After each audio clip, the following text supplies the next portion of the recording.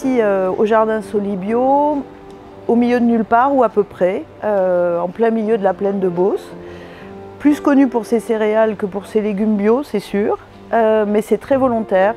Ici, nous sommes sur un jardin d'insertion et l'objectif, c'est de produire des légumes bio pour des consommateurs. Ça, c'est un terme qui a été, je pense, créé par le réseau de Cocagne auquel on appartient et qui veut bien dire qu'il peut y avoir du sens dans nos actes d'achat. Et donc, nous livrons des paniers de légumes hebdomadaires, comme une AMAP, donc presque, aux adhérents de l'association.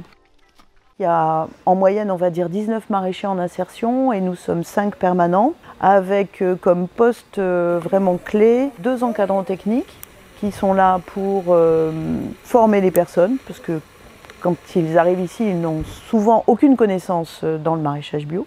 Et une autre personne clé, c'est l'accompagnateur socio-professionnel qui est là pour résoudre les problèmes de base quand les personnes arrivent et ensuite construire le projet adapté à chacun. Ici, ils travaillent sur le maraîchage bio, mais ensuite, tout est possible sur les opportunités d'emploi qu'on va élaborer avec eux.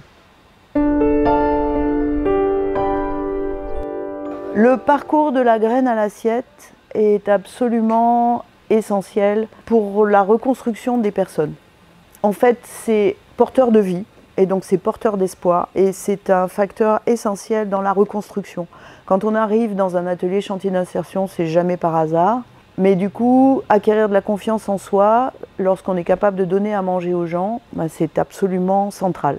Le côté biologique, là aussi, c'est le soin. Le soin au-delà de la personne, le soin à la terre, le soin à la société. Et donc ici, on coche toutes les cases du développement durable, non seulement sur le côté bio, sur le côté soin aux personnes, sur le côté circuit court. Et donc tout ça, ça a vraiment un sens profond et cohérent.